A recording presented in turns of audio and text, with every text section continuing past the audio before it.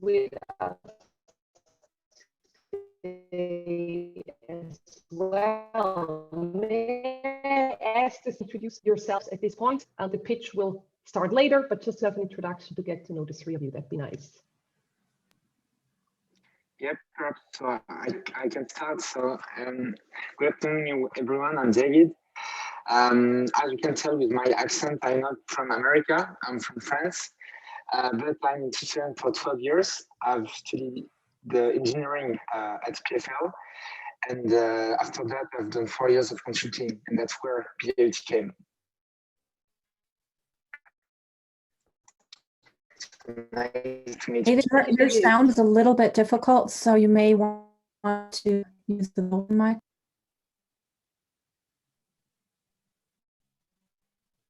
Yeah, great feedback, Bettina. Thank you. Yes, Claudio, thank you. will we go next? So I'm Claudio. I'm the technical project manager for Inpher, and I started working with them 2.5 years ago. I studied engineering at the PFL. Well, I finished there. And actually, my journey with Inpher. So hello everyone, so my name is Guillaume Bellegarde. So my background is I'm coming from science in biology. Then I have an MBA in management and marketing of biotechs. I worked for 10 years for the industry field of epilepsy. Very interesting. Awesome. I see Fabian has joined us now. Fabian, are you with us?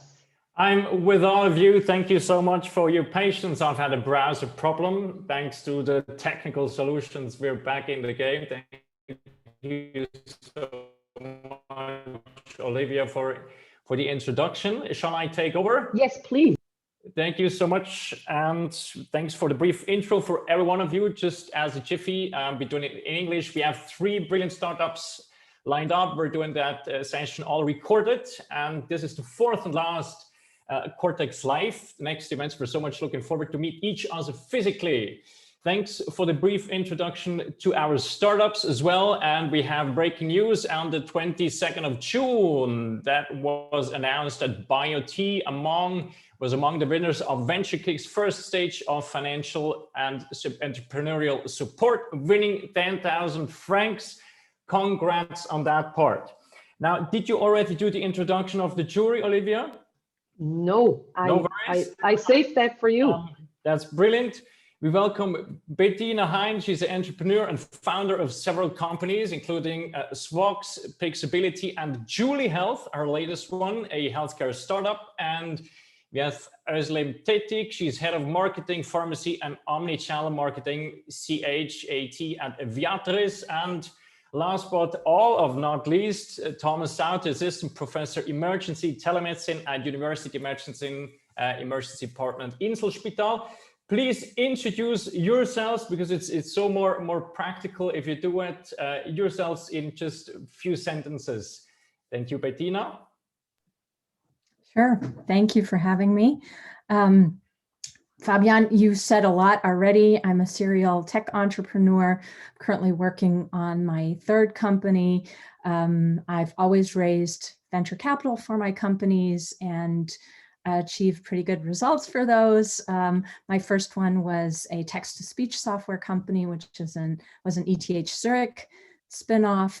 My second one I founded out of MIT in Boston, a video advertising optimization platform. And my 3rd one is Julie, which I started a year ago. And Julie helps people manage their chronic conditions. We're a disease management 2.0 platform. As a hobby, next to doing this, I am also a judge on the Swiss version of Shark Tank, Höhle der Löwen Schweiz. Thank you. That sounds fantastic. Özlem, would you please introduce yourselves?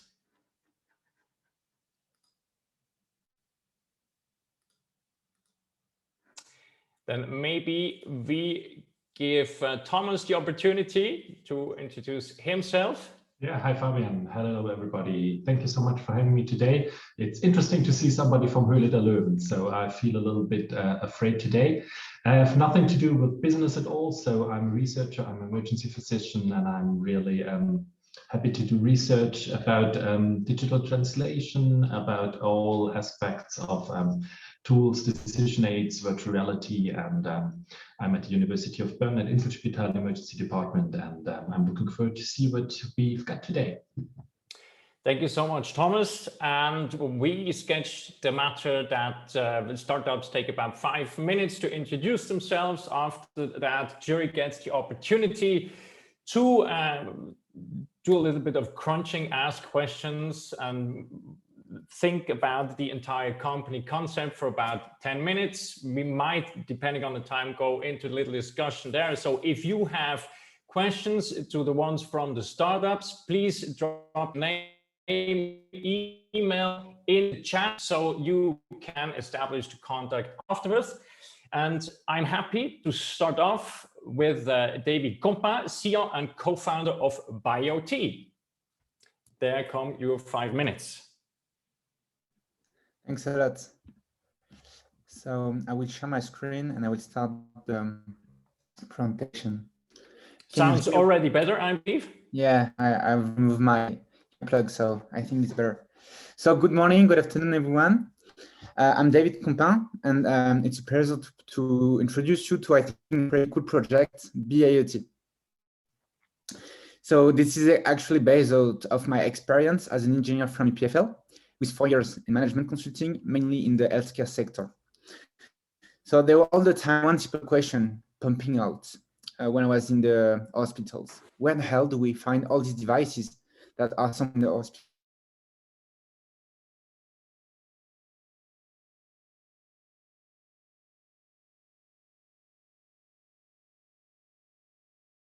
Healthcare data, not from the patient, but from devices. So let's get a bit more concrete. With a medium-sized hospital in Switzerland. This hospital is losing each year 4,500 days because of devices, because there is time loss to identify them and find them. Not to mention the maintenance people that are running in the hospital and to repair devices. This is an enormous amount of cost, hidden cost that we can optimize, and that is exactly the job of BioT. Get data from devices in order to improve hospitals' processes. So this cost, time loss, is not only on the hospital staff. There is patient, like my best friend Hannah, a few months ago, who went to the hospital in the middle of the night due to palpitation. So the medical staff put for 5 minutes electrocardiogram patches all over her body. However, it was impossible to launch the analysis. So first they removed the patches and then look for another one for 15 more minutes. So with these 3 problems, lack of visibility on device management, loss of time, and a stressful situation. So we're here today to speak about device management, electrocardiograms, beds, thermometers that have to be managed. So the goal of BioT is to optimize processes with, in one hand, reducing costs. With the time, as explained, 60 to 90 minutes are lost every day with the medical staff, logistic and maintenance team, because they have to locate devices, maintain them, and make the inventory. And the consequences is that there is a lot of mental charge with the 3 types of users. And we need to help them, especially after the year we spent. Then there's the space. When you don't have a good visibility on the device you have, then you over-purchase and it takes space. And finally, money too, because money is an important factor. 200,000 to 1 million each year are spent by hospital, depending of their size, on their devices.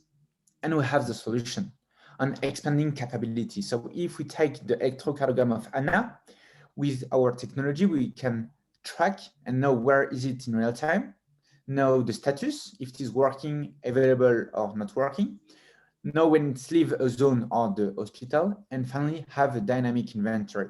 So our goal is to have the right device at the right time, at the right place.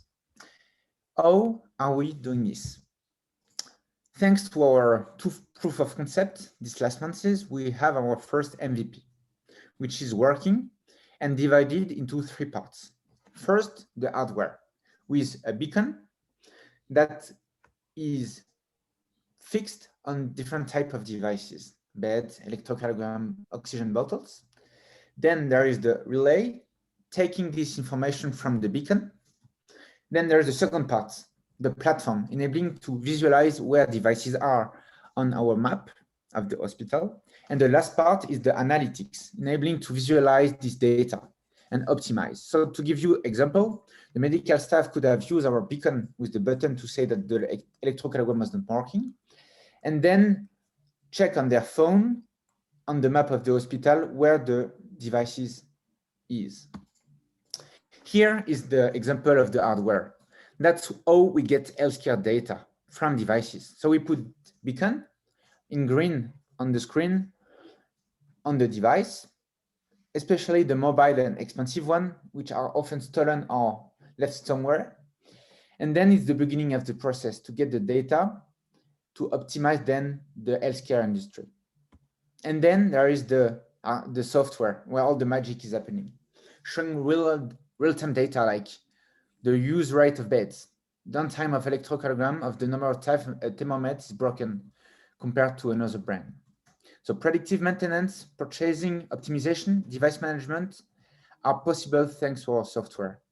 So as a conclusion, how to healthcare data, with BioT we are tracking devices, we are learning from how it is used and how they need to be used in order to improve hospital processes. So we are reducing cost, 100,000 Swiss francs each year per hospital by optimizing money, space, mental charge, in order to help them focus on their core task, patient care. Thanks a lot for your attention. I'm David, co-founder of BioT. Thank you so much, David. And that's an interesting concept with a real life problem, especially one that Thomas might face on a more or less daily basis. However, I think we do it in a rotational manner in terms of feedback. So this time maybe Bettina starts off, then we hand over the word to Thomas, then do the other way around. And please, Bettina, go ahead with your feedback. And prior to feedback, this is not a pitch for money. This is just input and helping to streamline concepts. Please, Bettina. I thought we were supposed to ask questions, but I'm happy to. No, that's perfect. Yes, definitely you can. Okay. So real quick, tell me about your business model. What do you charge by the beacon or a subscription? How does that work? So the business model is composed of the fixed cost and recurring cost, mainly based on the number of beacons there is in the hospital and the number of users. So it's a SaaS model mainly for the use of the platform. Okay. And how much what's the hardware cost for a beacon? So a beacon is around 10 francs and the relay is around 20 francs. And then so the overall cost of the solution is around 50,000 Swiss francs per year. Okay. Okay. So the cost for the customer or the cost for your cost basis? No, for the customer, So we are aiming to reduce the cost for them around 100,000 Swiss francs per year. And our solution, the price and our revenue will be 50,000 Swiss francs per year. Okay. All right. So just quickly as feedback, I know that you're sort of in the proof of concept phase. One of the things that you'll probably see is administration fatigue because the people in the hospital, they have so many things that they have to fill out and maintain, etc. And I'm worried a little bit that will hinder adoption. Also that you might have really high service costs because these things don't actually work as well as they should. They have outages, etc. And the team, for mid-sized hospital, they may not have a team that could deal with that. So that's just something to figure out how you can incentivize usage. Thanks a lot. Thank you for the first question. Maybe Thomas? Yeah, thank you so much for this interesting presentation. And me as a chaotic emergency physician, I would be more than happy to have something or somebody to help me with finding everything. I completely agree with Bettina that it's maybe something rather for a larger hospital, and I don't think in smaller hospitals or department there is enough personnel, but also enough basically things to monitor. But I was wondering, you're saying chaos, right? And you're talking about yourself at Inselspital, right? Just I would never ever say in public that there's chaos, but it's just a personal thing from my side. No, I mean, those tracking solutions, they're quite, I think they're quite en vogue, coming from like Apple with their AirTags, or I think this tracking thing is really interesting. But I was wondering, just a question from my side. You say you do some geofencing, which means that you think that it's some kind of a problem that not somebody loses, but someone takes away those things. The beacons, how are they fixed to this to the machines? Thanks for the question. Yeah, there's many studies showing that from 1 to 5% of the hospital inventory worth are stolen or lost every year. And so, yeah, our goal is to be fixed on each devices in order to track them and prevent from this problem to be stolen. Okay. Yeah, interesting. Thank you. I have a question regarding safety and security. How do you provide safety in such a way that one cannot hack into the system or locate it? So if you want to steal it, that you know where it is to be stolen. So the question is about our system security or not to steal the devices? Yes. Okay, so to answer about our system, it's end-to-end encrypted, so it's difficult to enter in our system. And for the devices, actually, if you want to store it, then there is an alarm, and you know when it's in which door the guy or the person are taking the object. But actually, it's the use case. The main use case is when you give crutches to patients. When they're left the hospital, they take them, and after 3 months, they don't give them back to the hospital.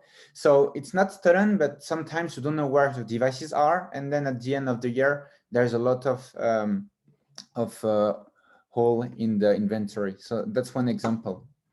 Like for doctors, when they have thermometers, it's often left in pockets. So that's another use case that we want to prevent. And prior to founding the company, did you do a survey in which size hospital they really have the problem and where it mostly helps out of that situation? And I think at the beginning, I should have said what is the medium-sized hospital. It's around 150 beds and 300 medical staff. And so we have understood that there is a minimum size of hospital with 40 beds. Below that, they know they don't have a lot of devices, and so they don't really need a big new solution. But from 40 beds, it's important because there are a lot of devices, and there's a need. So we have done more than 50 interviews.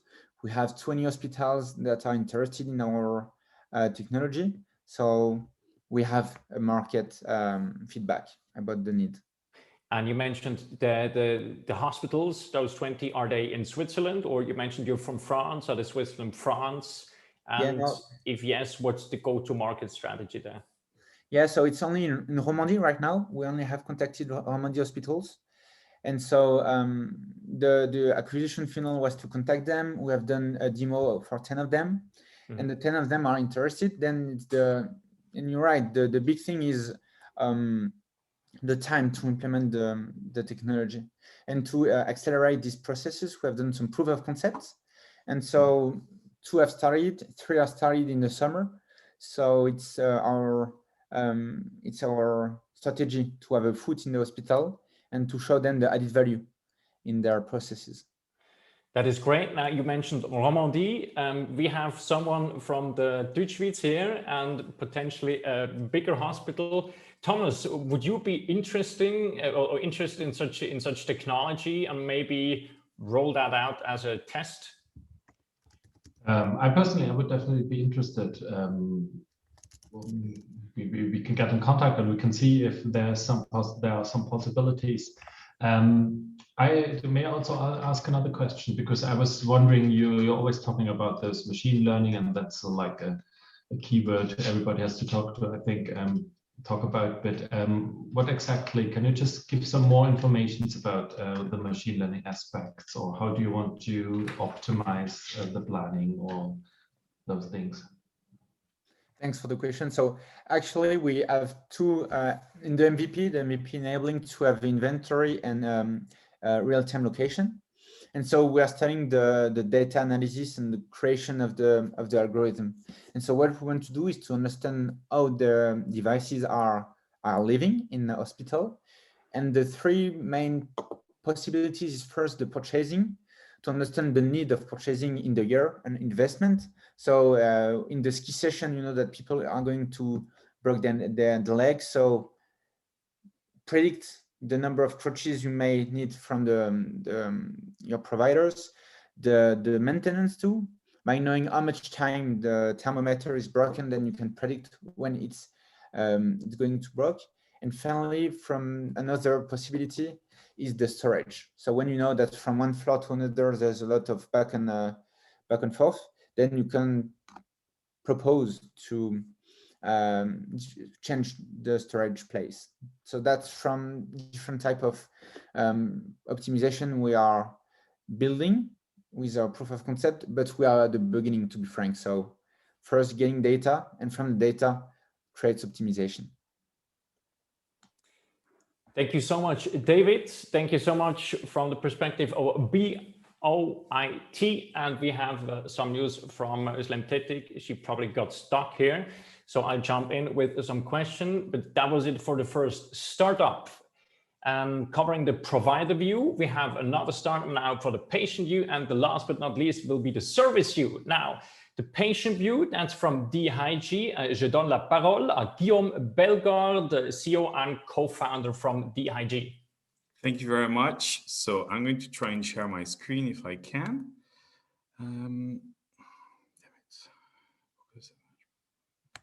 Oops. Partager écran. So here it is. Do you see my screen? Yes, there it is.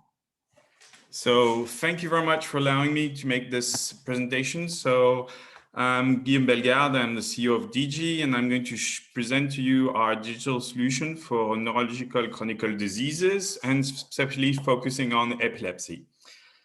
So first thing to know is that seizures are actually just a clinical sign of epilepsy, and that epilepsy is actually the third most common neurological disease in the world.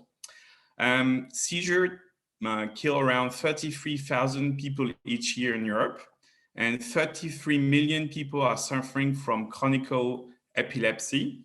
That means they have an incurable disease, and it's a lifelong treatment. Something that is rarely talked about is the cost of epilepsy. Should it be for families or for society? Because it has a psychological cost and also financial costs, around 0.2% of GDP for industrialized countries. And if we donate back to patients, it's between 18 to 36,000 euros per year per patient. And what comes out regarding chronic diseases is that you have four stakeholders. Usually the pharmaceutical industry spoke to healthcare professionals, but due to the past year scandals, there is a lack of communication understanding.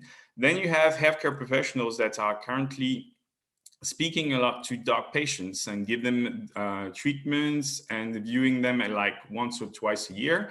But the patient is not able to push back the information regarding how they are dealing with the treatment and questions about the disease.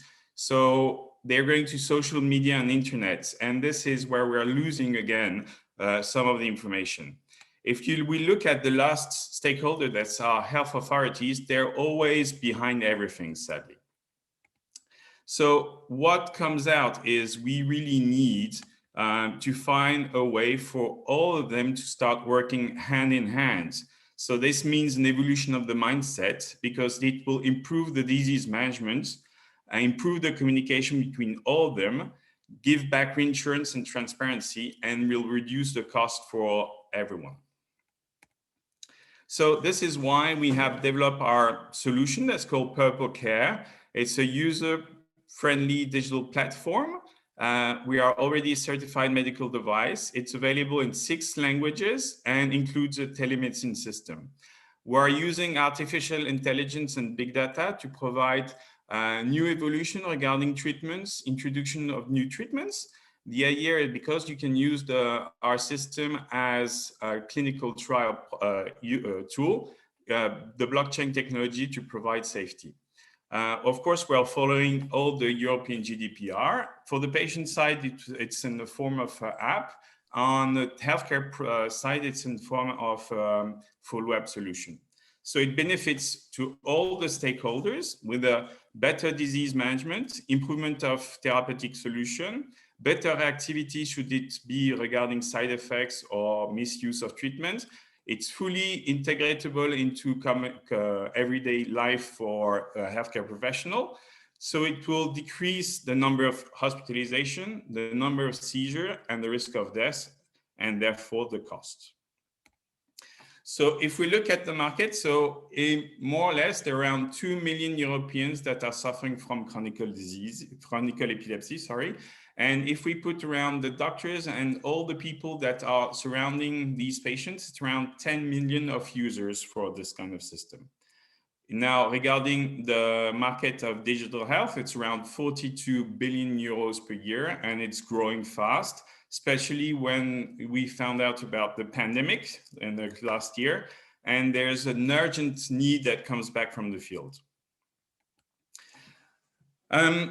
What's already available? So you have apps that are being designed and sponsored by the industry, patients, healthcare professional, or general telemedicine system. But sadly, none of them are covering all the required features for the management of these chronic diseases. So regarding our business model, we developed a 2-legged one. So the first thing is we want to be integrated as the everyday practice tool for patients. So it's like free for use, and it's paid by healthcare system or private insurance. And the other side is revenue from the industry by data analysis and licensing the system, of course, following the GDPR obligations. So we have had a very strong interest from the industry with sponsorships. We have already signed some discussion with other pharma industries, and we are also discussing about licensing in a couple of countries. So this is more or less the team. Sadly, my chief medical officer is not with me, but if you look at what we are, we have quite the experience regarding this kind of need. But we're not alone. We have our experts. So should it be regulatory and certification experts, but also in the app development. And from day one that we started this project, we have created our own medical and scientific advisory board with European experts and also patient associations. So where we are today, so during the past years, we have developed in different stages. So now we are already on the market and launched in Italy, Switzerland, Nigeria, and Cuba. And we are starting the new phase 4, to start getting the reimbursement system on the road. And that's it. Thank you very much for your attention. Thank you, Guillaume. And we come to the question phase, starting off with Thomas, please. Yeah, thank you so much for this interesting presentation. Can you just talk a little bit more about the reimbursement in Switzerland? How is the procedure there? How is that planned? So we So we had 2 talks because, of course, for patients that are under the age of 18, it's the assurance invalidité that needs to take in charge the costs. So we are preparing a clinical trial in Switzerland to start the process to get the reimbursement. And then we had talks with, for example, with Helzana regarding the reimbursement, and they are very interested into reimbursing the system. Okay, thank you. And you could click out of the screen so we can see each other again. Sorry. No worries about that. Thank you. Yes, so much. Thank you for the first answer. The second answer is about data security. You're saying that you're including everything within one platform, which then, of course, yeah, might be a potentially large data security problem on the one hand, and on the other hand, you said as one of your selling points that the industry or everybody's interested in that data. How do the patients feel about you selling the product with the industry interested in their data? So, two things is the first regarding this data security. So we have made the choice not to have anything in the cloud. The storage is physical, and for each country we are opening a storage facility locally. So Swiss patient data will be stored in Switzerland. Italian patient data are stored in Italy. So there's no problem regarding this. I don't know if it's clear for you. And of course, the data is encrypted, and so. But how about, you said the industry is interested in this data. How do you bridge the gap between the industry interested in data and the patient interested in data security? So, for example, first of all, it depends on the country. Like for Switzerland, we are not allowed to do anything regarding the patient data. That's totally forbidden by law. What we are actually doing is that for countries where we have a reimbursement, the idea is that the data is not to be sold to the industry, but can be used for clinical and medical research.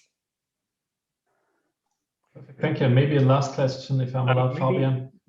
Prior to the last question, Guillaume, you are still on to full screen. Oh, I'm sorry. No worries.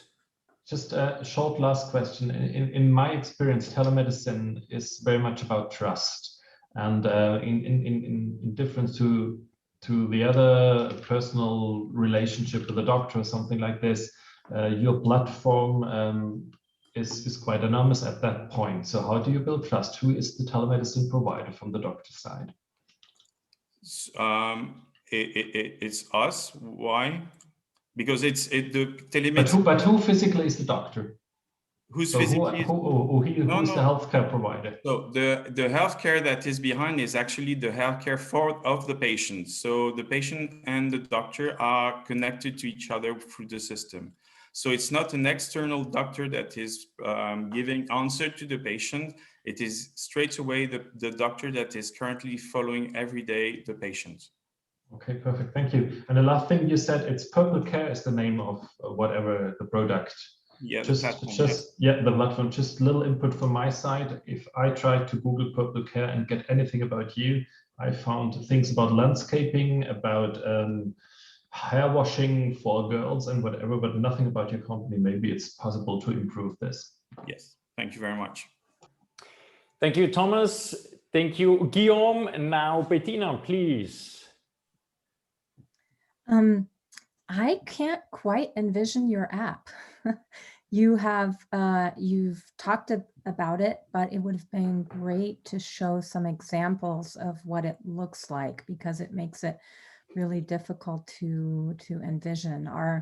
For example, are care families involved? How does all that work together?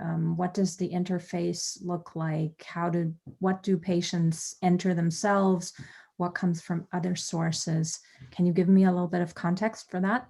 Yeah, I'm sorry I was not able to show you everything, but 5 minutes is very short to give an understanding of the disease and everything. So on the patient side, it's you have like your daily routine that is entered. The patient has a reminder of the treatment, is able to provide feedback regarding side effects, He can also share documentation with doctors, with his doctor. He can have, there's a chat function also included. He can take an appointment with his doctor, things like this. So it's very user-friendly. We would say we have very positive feedback from the users that we have asked for today. And on the doctor side, it's very simple. They have the list of all their patients. They can review the treatment. They can adapt the treatment if needed because the patient gives them feedback regarding the side effects. They can start the communication. They can also send or review, for example, the patient in epilepsy. What's also is important is the seizures. So if someone records the seizure, it's straight away available for the doctor, and they can review it and give advices regarding the evolution of the treatment or the disease. Also, in this kind of diseases, you have 3 or 4 treatment at the same time. They can have a cocktail effect. So the idea is that the doctor can remotely modify the treatment if needed, things like this. Mm-hmm. Okay. You wrote down a lot of different things. I think it was big data, IoT, artificial intelligence, all of those things. I think you overdid it a little bit with the buzzwords, right? You know, what does blockchain have to do with what you're doing? You don't need to answer all of that right now, but feedback from my side would be pick maybe 2 and focus on those. Because lots of people are saying these things today and can't really back it up with that, and are using a little bit contrived ways of integrating these buzzwords into their solution. I'm not saying you do that, but just focus a little bit on the ones that are really important and add the most value. Okay, thank you. Mm-hmm. If I can just answer, for artificial intelligence and things like this, is the idea is because these patients with the cocktail effect are actually modifying what is recommended by doctors and cannot push back the information. The idea as at one time is that with all this information, we can actually make an evolution regarding the treatments. That's it. The blockchain part is really for the securitization when we want to use the app for clinical trials to avoid the bias that could be suspected from us to put inside the system. Okay, thank you. Thank you, Bettina. We got one question from the audience. That's Daniela Gontz. She writes, in what way is the patient providing her data profiting from you selling data, brackets most likely in an aggregated way, brackets closed, to industry? Now, you mentioned that you don't sell the data, but the other question would be, in what way is the patient providing her data? So it's usually the same question as that you face when you go to see a doctor for a clinical trial. How can you be sure that the patient is providing proper data? The idea on our side is that because the patient can review and see the evolution of his treatments and the evolution of the disease throughout time and connect to the doctor, it's easier and more interesting for them to provide proper data back to the doctor. Really, the idea is not to sell the data per se, is really to get an integration to involve and improve the treatment. On the industry side, it's interesting for them to get more information regarding the usage of the dosage, for example. When you are when you're selling a drug, usually you're recommending a dose. Maybe the proper dose is lower than the one you are actually suggesting to use, especially with the cocktail effect. So that's the interest we have, is to provide this information back. Once again, the idea is really that all stakeholders are working together. It's not like the industry against the patient, against the doctor, against the health authorities. It's really to bring these people to work together for the patient. Thank you, Guillaume. Now, Bettina, you are, by the way, in the meantime, have become an expert in chronic health management, building a platform with Julie Health, your own. What would be your advice to include in the platform of Guillaume or leave away? Well, one thing that Julie does is integrate a lot of data sources. So that's sort of what we have done to help bolster the patient-reported data. So for example, we take in environmental data sources, air humidity, weather, pollen count, air quality, things like that. You know, I'm not an expert on epilepsy by any means, but I think that that could be something that you might profit from as well. Thank you so much, Bettina. Thank you so much, Guillaume. Now we head straight to the third startup. It's in the service perspective view. It's Inpher. And we welcome again Claudio Calvaruso, and he's a project manager and I believe based in Lausanne. Please, the stage is yours. Yes, thank you very much. Thank you very much. This very much looks like Lausanne in the background. Not really Lausanne, but it's close to Lausanne. It's actually not a fake background, it's the real background. So let me present first. Okay, so I think share. Okay, I think that the presentation is going right. We can all see that. Great. Perfect, perfect. So for the viewers, at least, thank you for joining. Again, I want to thank the Swiss Healthcare Network for giving us this opportunity to present. And today I'm going to present how the Inpher technology is helping companies and organizations in the healthcare sector all around the world. So as the project manager for Inpher, I'm also focused on delivering amazing product and of course in building new relationships in Europe, and also what Bettina said about like data integrations and how they manage data. This is all very, very interesting. And this is also like field of application for our proprietary technology.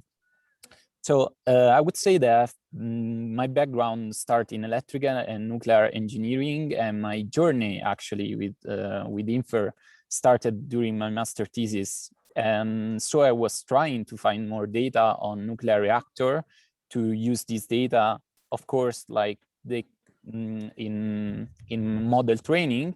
And as you might imagine, nuclear reactors data, they cannot be given out nor with ease, nor with effort. So just to reassure the audience, we are here not gonna present nothing about nuclear engineering, but of course, I want to compare the sensibility and the importance of confidentiality in the data in these fields compared to the data used in healthcare. And now it comes, I would say, my second slide, that of course, like we care about the privacy of data. So like there is these problems about sensibility, confidentiality, personally identifiable information that it's coming both from like industry, like nuclear, both from healthcare system. So of course, what we want to solve with our XOR engine, it's basically allowing different companies and organizations to collaborate and compute on sensitive data or private data, or like, again, PII, without transferring, anonymizing, or even seeing the underlying data. Of course, what we want to address are all of these problems, like data silos, like Guillaume was talking about. So where you have to store data in different countries and you cannot aggregate this data securely. Or for example, the bias in AI. So when you are building a model training, when you want to train a model, of course, would be much better if you could aggregate data sets coming from different fields, as Bettina is doing with Julie.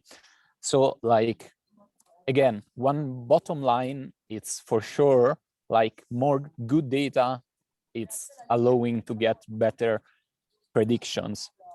So again, I want like to imagine that like different hospitals, different health providers, and or even different laboratories, research institutes are working together, and they would like to share their data sets for the sake of research.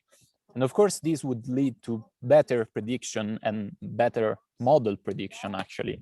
So the model performance would overall increase, as you might see, from going from intra to inter to an ecosystem of data sharing. Unfortunately, as we know, like this can happen because of privacy regulation constraints like GDPR, conflict of interest, or even compliance, like about all this data. And of course, like with the XOR engine, something developed by Inpher, we can like find it's the solution for all these problems. So I won't go. Yeah, I won't go into much detail. So like, yeah, go ahead with questions, please. Thank you so much, Claudio. And we're still on the screen here. Yeah, we'll remove the presentation. Prior to moving over to Bettina for her questions, I'd like to encourage the startups BioT and DHYGEE to answer the questions that have been already placed in the chat. Please go ahead and do so while we focus on Claudio here with Bettina's questions. Thank you for the presentation, Claudio. Thank you, Bettina.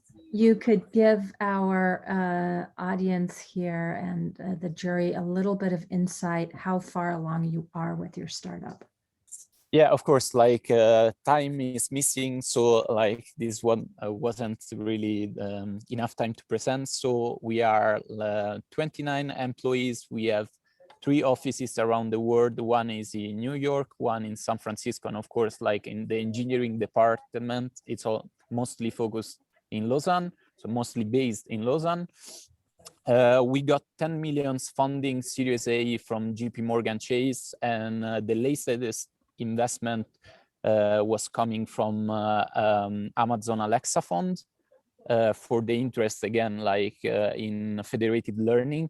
That it's again something that I didn't discuss. So the technology underneath our XOR engine, they are basically MPC, stands for multi-party computation, federated learning, and full homomorphic encryption. That again, like are 3 fundamentals framework that are used by our technologies. Mm-hmm. How long have you been doing this? So the company was funded in 2015 from like an ex-entrepreneur that sold his previous company to AutoCAD, I guess, and the other one is like a mathematician and professor at EPFL in mathematics and cryptography, Dimitar Jatchev. Mm-hmm. And can you give us some examples of customers that you already have and your revenues? Yeah, I mean, like at the time, our customers are related, as you might imagine, like to our investments. So, for example, JP Morgan, some other financial banks that of course, I can't disclose, and Amazon, for example, they were very interested in using our technology to secure the data privacy of multiple devices across the Alexa framework. That sounds to me not very healthcare focused. Yeah, exactly. I mean, like so the last one the last use case that I was going to present was the augmented heart disease. So we are collaborating in an Horizon project 2020 with Philips. It's called Moore for Medical, where we actually again take this private health data and we enable to do machine learning on this data while keeping them private. And this is, of course, happens all in real time. This is another interesting thing. And the other one is that our software preserve the precision of the computation. So we are able to achieve 9 digits precision. And if we want to even discuss like further other anonymization techniques, for example, differential privacy, Intel SGX, this is not at all preserved. So like if you use, for example, differential privacy, you add noise to your datasets. And of course, when it comes to healthcare, this is really bad because of course we want to kind of predict or decrease the false positive in 30 million datasets to predict, I don't know, cancer. So of course you want to reduce at the minimum the false positive in this outcome. Got it. Okay. So your company is not just a healthcare focused company, but it is very broadly applicable. Thank you. Yeah, exactly. Yeah, definitely. Thank you. Thank you, Bettina. And if I researched correctly, Claudio had his degree done with honors, maxing out on the points there. So we go directly to Thomas with his questions on Inpher. Yeah, thank you so much for this presentation. It sounds really interesting. I really go a little bit with Bettina. So for me, it was not really clear what the healthcare connection is, to be honest, or maybe it's also because I'm a medical doctor and not too much into your specific area. It's a little bit difficult for me even to understand or really work out the key points. So maybe that's just a little point from my side. If you want to sell your product to healthcare people, you might maybe try to focus a little bit more on this and get it a little bit clearer what's in for the healthcare. Definitely, Thomas. Thank you for the feedback. Again, it's unfortunate that I wasn't able to condensate all what I wanted to say in 5 minutes. Of course, the last slides was about this augmented heart disease analysis that it's something that we developed together also with SHUV.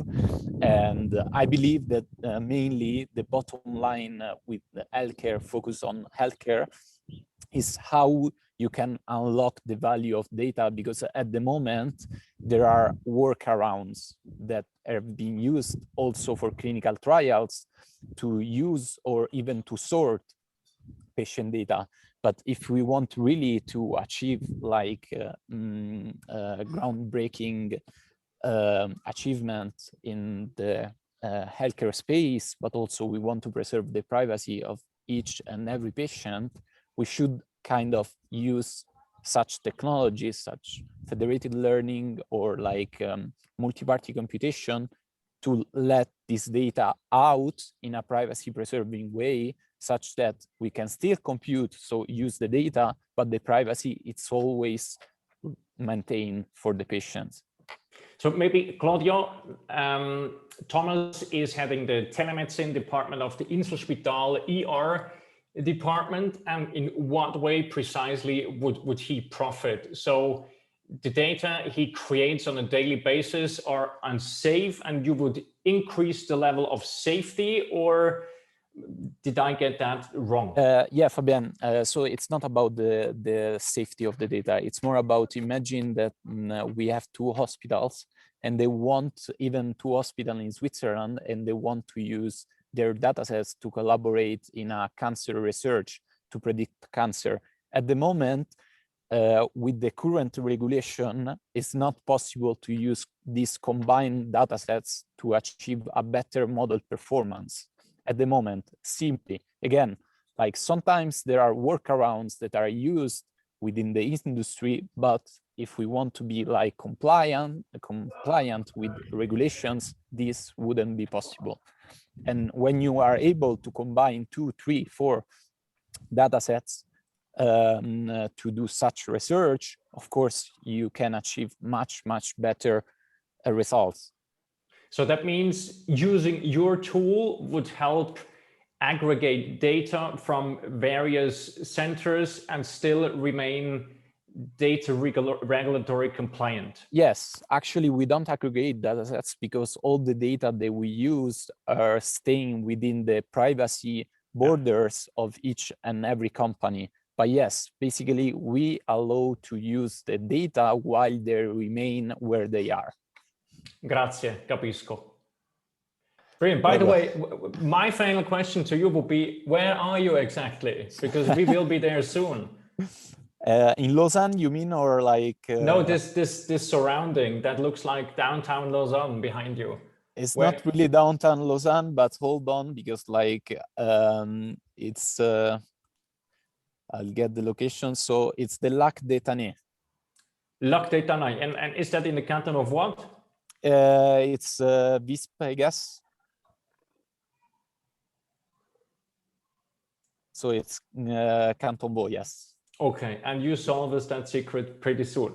Thank you so much, Claudio. Thank you for Ben, thank you and so much, David. Thank you so much, Guillaume. Again, if you want to relay or contact those entrepreneurs, those project managers, do drop your name and email so we can establish the contact.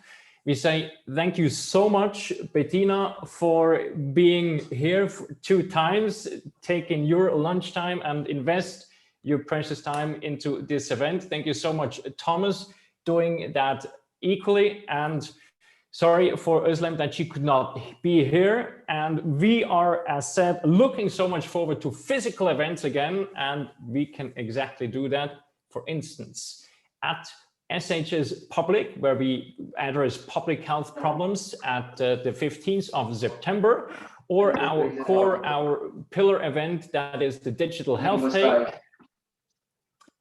Digital Health Day, someone ran away, no worries. Digital Health Day held on 27th of October in Bern. Please enroll, go there. We will put up the programs of both events pretty soon. And in order to follow us way easier, that will be done on LinkedIn. Follow us there, stay tuned. And if you have any craving of information on Swiss healthcare startups and sales, check out our website with that very respective link.com. So I hear a lot of partying going on in the background. Thank you so much. Thank you, everybody. Bye-bye. See you pretty soon and stay tuned. Bye-bye. Thank you, everyone. Bye-bye. Thanks a lot. Bye-bye.